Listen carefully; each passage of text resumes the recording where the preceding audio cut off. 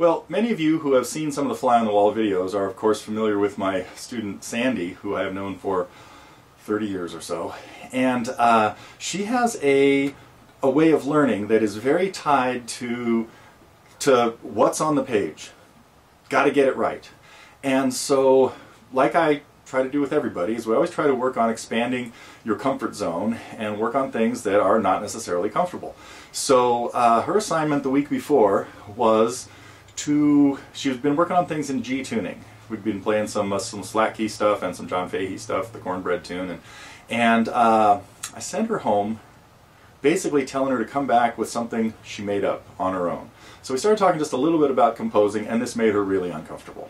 So what we have here is a fly on the wall video of when she came back, scared to even show her face at first, but the results were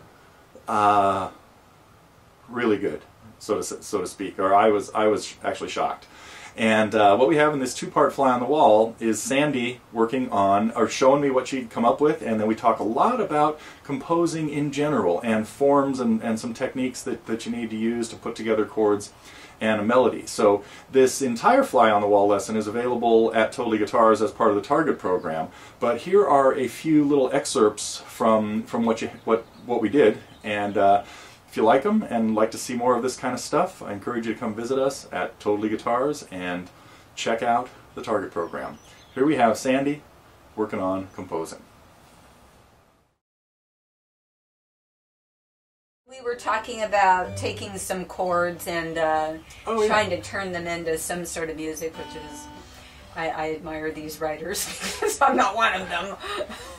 Yeah, a lot of them just have the mentality to mess around and see what happens. You know, the experimental, yeah. like a little bit of a sense of adventure, maybe, right. Or God, what happens if I do this? What happens if I do that? You know? Yeah. And add this note or that note, or yeah, or take away or change the timing or I remember a conversation I had with John Dimmick when we were both about like 20 years old, probably, and it was because I was always making up my own stuff and trying to do things, but also playing a lot of classical guitar stuff, and right. And he, when we met, he really came pretty strictly from the classical world, right. where you only play pieces by the masters, and I kind of grew up listening to people that weren't necessarily heavily schooled in music. It's like so songwriters. A lot of songwriters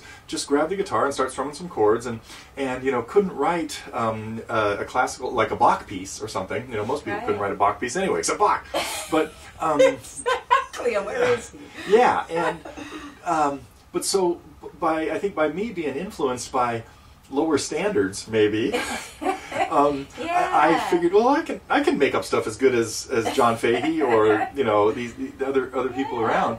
But yeah, John was a kind of couldn't conceive of like trying to come up with something original. Well, very dogmatic. And actually, remember, I took lessons from him for years before I came to you. Yeah. And so that's kind of me anyway. But then that's right. You read it off the paper. Right. Right. And they were correct, and you weren't. And then you had to learn their way.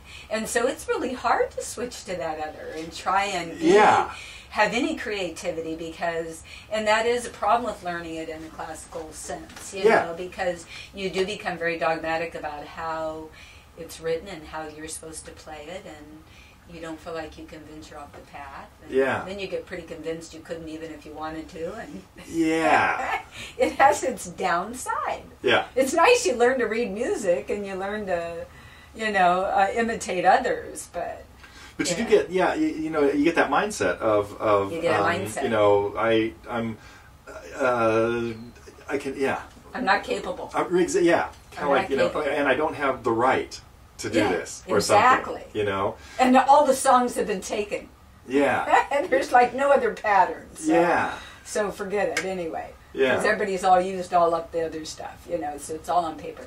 Yeah, I totally have that mentality because I think it was me anyway, and then taking lessons for a few years didn't help. No, I mean, that's just it. The whole the classical approach is pretty much learn the masterpieces by the masters. Yeah. And that's what it is. and don't dabble, don't mess with it. Don't mess with it.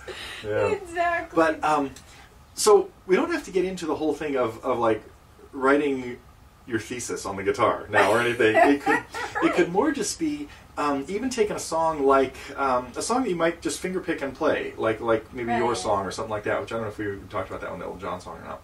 But and just starting with only the chord progression and that song. Well, I'm sure you know the song. This only goes on. It's a little bit funny. This feeling inside.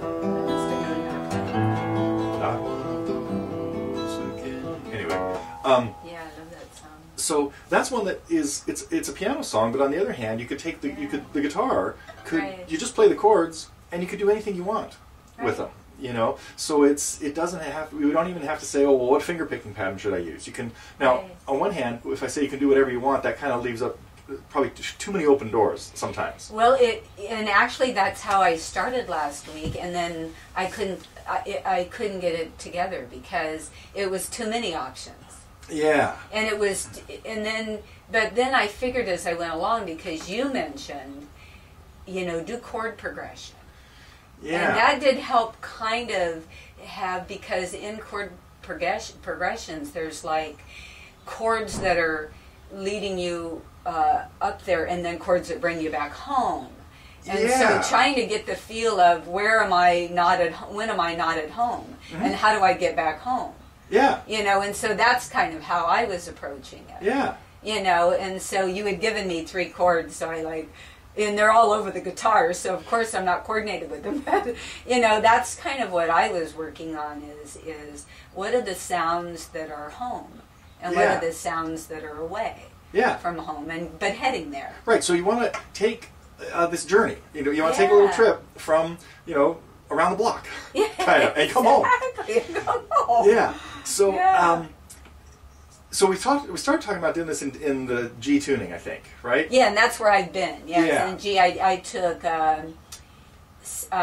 G, C, and E. Okay. No, D. Yeah. D, and then just Okay, and you come up with anything? I did. I mean, it's completely stupid, but yeah, I mean, yeah. Let's hear it. I can. Okay, but let me. I won't be coordinated. But, That's okay. Okay, let me see.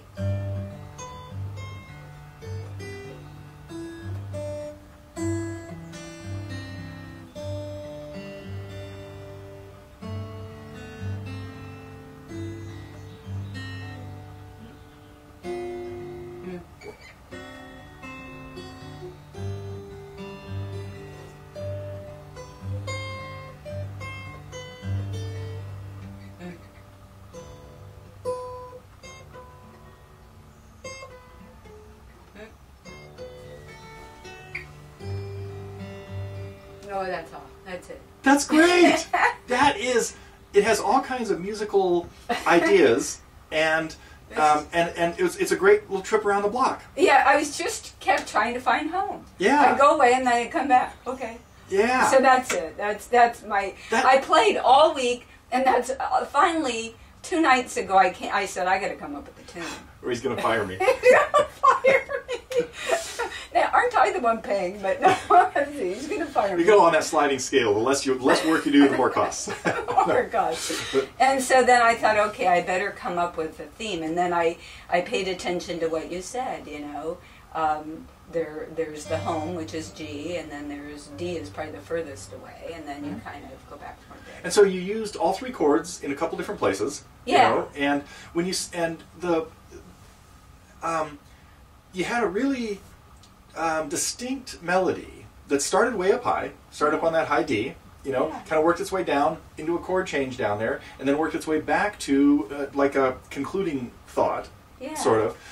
And you actually have enough there to make a whole 2 or 3 minute piece. Oh.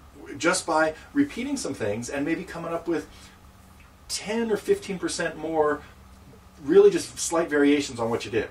Right. Okay. So play the beginning part again. Because there was a spot where it seemed like it was, yeah.